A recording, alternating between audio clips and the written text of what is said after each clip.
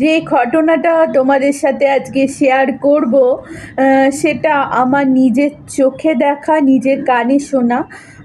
কেননা আমার বাবা এখানে চাকরি করতেন। তো যখন বাবা মানে জায়গাটা কালীগঞ্জ বলে একটা জায়গা, তোমরা অনেকেই হয়তো নামটা শুনে থাকতে পারো। তো তখন আমার বাবাকে স্কুল থেকে এই বাড়িটা দেওয়া হয়েছিল। বাড়িটা একসময় রাজাদের বাড়ি ছিল।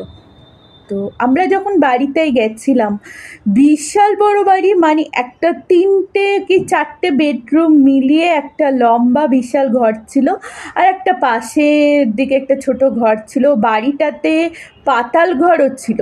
মানে পাতাল ঘরটা আমরা কোনো দিন সাহস করে যেতে পারিনি নিচে। সেটা অনেকে বলতো পাতাল ঘরে গেলে আর ফিরে আসা যাবে না, কিন্তু বাড়িটাতে কোনো ক্ষতি হবে না, এটা আমাদেরকে বলেছিল। আর আমরা যেদিন গিয়ে বাড়িটায় পৌঁছেছিলাম, সেদিন রাত্রেবেলাতে অনেক রকম পায়ের আওয়াজ পেয়েছিলাম ছাদে। আর কেউ মনে হচ্ছিলো সিঁড়ি দিয়ে উঠে যাচ্ছে, আর প্রচুর সাপও আমরা দেখেছি। সিরিয়াসলি আমি এটা কোনো বানিয়ে কথা বলছি না।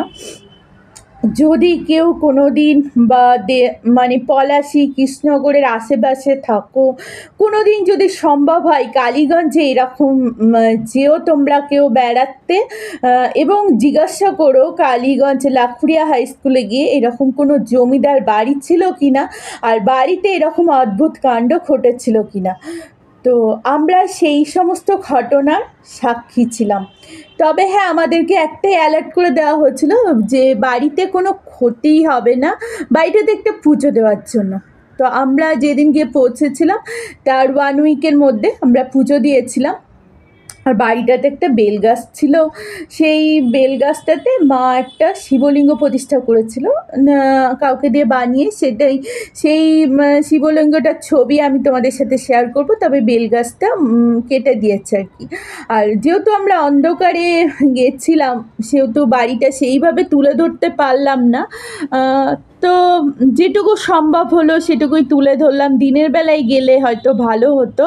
আর বাড়িটাতে এখন একটা ফ্যামিলি ভাড়া থাকে নিচের দিকে। তো ওকে জিজ্ঞাসা করলাম, তোমার কোনো ভয় লাগে না? বললো, না আমার কোনো ভয় লাগে না, কোনো প্রবলেম হয় না।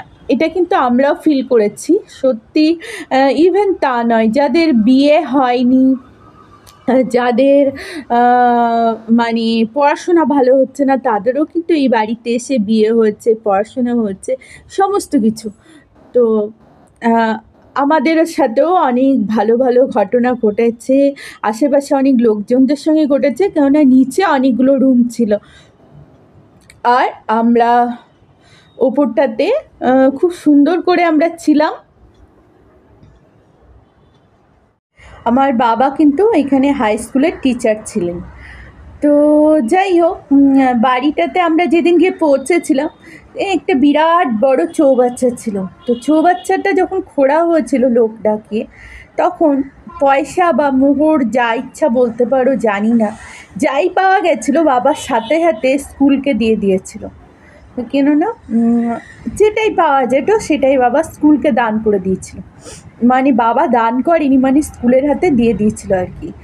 তো যাই হোক, তো বাড়িটাতে আমরা রাত্রিবেলাতে যখন ঘুমাচ্ছি, সিঁড়ি দিয়ে মনে হচ্ছে কেউ দৌড়ে দৌড়ে পড়ে যাচ্ছে, আবার কেউ দৌড়ে দৌড়ে নামছে। ছাদের মধ্যে ঝুম ঝুম ঝুম করে আওয়াজ। তবে অনেকে বলেছিল এখানে ব্রহ্মদৈত্য আছে, কোনো ভয় পাবে না, কারো ক্ষতি করবে না। আর আমরা কিন্তু ভয় পাইনি, কিন্তু যাই হোক ছোট ছিলাম তো, ভূত বলে একটা জিনিস সবসময় মাথায় কাজ করতো। তো যাই হোক, ওটা আমরা মানে নিজেদের কানে শুনেছিলাম। আর পরের দিনকে ওপরে, মানে আগেকার দিনে যেহেতু বাড়ি ছিল, সেহেতু ওপরে যখন ছাদে আমরা পরের দিন গেলাম, মানে কত রকমের যে আমরা সাপ দেখেছি তার ঠিক নেই।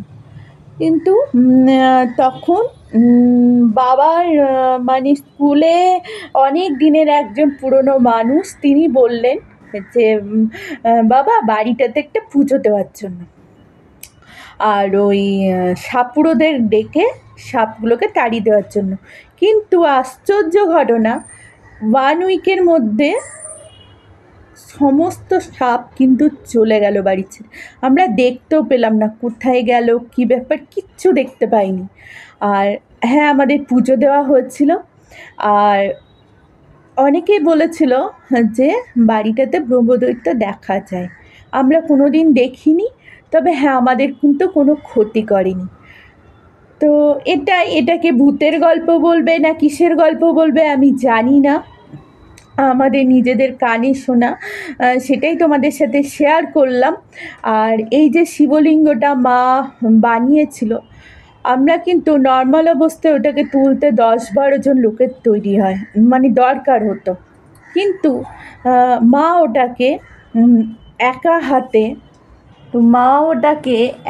হাতে তুলে নিয়ে ঘরের মধ্যে আবার প্রতিষ্ঠা করেছিল, যেহেতু বেলগাছটা পড়ে গেছিলো বলে।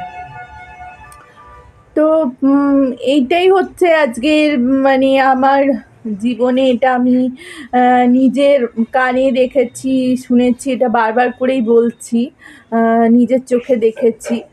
আর বাড়িটাতে সত্যি কথা বলছি, মানে এত ভালো বাড়িটা ছিল।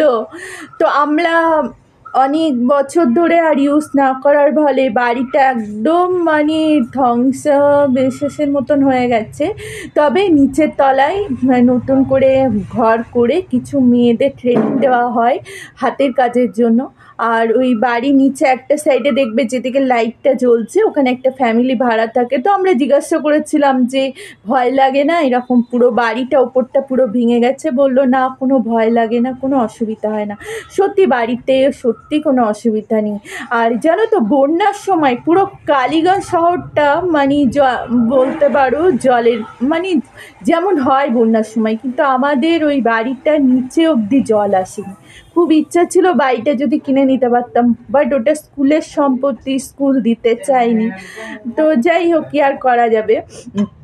কিন্তু বাড়িটা সত্যি এত সুন্দর ছিল, মানে ব্যালকনি বলো, পেছন দিকে বিশাল বড় মানে বাঁশের জঙ্গল ছিল। তো যাই হোক, এটাই জানি না তোমরা কি বলবে, যেটা ভূতের স্টোরি নাকি কি আমি বলতে পারবো না। তবে এটা আমার লাইফের খুব সেরা মুহূর্ত ছিল, ভালো মুহূর্ত ছিল। আর কিছু কিছু ঘটনার যেগুলো সাক্ষী হচ্ছে সেগুলো তোমাদের সাথে শেয়ার করলাম। আর তোমাদের লাইফেও যদি এরকম কোনো গল্প থাকে অবশ্যই আমার সাথে শেয়ার করো, আমারও খুব ভালো লাগবে শুনতে। আর কিছু তো কাল্পনিক কিছু তো আছে, তাই না, আমাদের জীবনে, সেটা আমরা বিশ্বাস করি আর নাই করি। আর একটা কথা সেটা হচ্ছে, বাপরে, ওয়েস্ট বেঙ্গল আর বিশাখাপত্তনমের মধ্যে এতটা ফারাক। বিশাখাপত্তনমে ফ্যান চলছে, আর ওয়েস্ট বেঙ্গলে আমরা রুম মিটারে জামা কাপড় গরম করেছি, কী অবস্থা। তো চলো এবার দেখো, আমরা দেবগ্রাম থেকে কালীগঞ্জে টোটো করে যাচ্ছি, 4:30টার সময় রওনা দিয়েছি, তাও অন্ধকার হয়ে গেছে। আর হ্যাঁ, কালীগঞ্জে খুব জাগ্রত বুড়ি মা, সেটা তোমরা দেখো, তোমরা অবশ্যই হয়তো বুড়িমার নাম শুনেছ। বুড়িমার স্টোরিও তোমাদের সাথে একদিন শেয়ার করব, অবশ্যই তোমরা প্রণাম করো, ভালো লাগবে। কালী পুজোর সময় খুব ধুমধাম হয়, প্রচুর দূর দূরান্ত থেকে লোক আসে। তো যাই হোক, তারপরে ওই বাড়িটা দেখো, অন্ধকারে যেটুকু পসিবল হচ্ছে সেটুকুই তোমাদের সাথে শেয়ার করলাম। সবাই খুব ভালো থেকো, সুস্থ থেকো, সাবধানে থেকো, নিজেদের খেয়াল রেখো। ভিডিওটা এখনও শেষ হয়নি, কেউ চলে যেও না, এবার তো দেখতে থাকো, এবার তো শুরু, তাই না? ঠিক আছে, দেখতে থাকো। এই দেখো, যেহেতু এখন ভয়েস ওভার দিচ্ছি, দেখতে পাচ্ছ বিশাখাপত্তনমে চলছে ফ্যান, আর দেবগ্রামে রুম মিটার চালিয়ে জামা কাপড় গরম করা হচ্ছিল। বাপরে বাপ, এতটা ডিফারেন্স আশা করা যায় না। বাট শীতকালটা সত্যি খুব এনজয় করি আমরা ওয়েস্ট বেঙ্গলে গিয়ে। আর এই দেখো, সেই জার্নি শুরু হলো। আর হ্যাঁ, অবশ্যই শিবলিঙ্গের ফটোটা তোমাদেরকে এখানে শেয়ার করে দেবো, দেখো তোমরা। এই হচ্ছে আমার, যেখানে আমি ক্লাস 5-এর পর থেকে মাধ্যমিক ও উচ্চ মাধ্যমিক অবধি সময় কাটিয়েছি। এই গ্রাম, এই সেই কালীগঞ্জ যাচ্ছি টোটোতে করে। অনেক দিন পর টোটোতে উঠলাম, খুব ভালো লাগছিল। আর এইবার দেখতে পাবে মা বুড়িমায়ের মন্দির। বুড়িমায়ের মন্দির একমাত্র কালী পুজোর দিনই মায়ের মূর্তিটা তৈরি করা হয়, আর সারা বছর এরকম অবস্থাতেই রাখা হয়। এখানে আগে পাঁঠা বলি দেওয়া হতো, কিন্তু সেটাও বন্ধ করে দেওয়া হয়েছে। তো যাই হোক, মাকে চাকায় করে মানে ওই রথের চাকা যেমন হয় সেরকম করে মাকে নামানো হয় পুজোর দিন।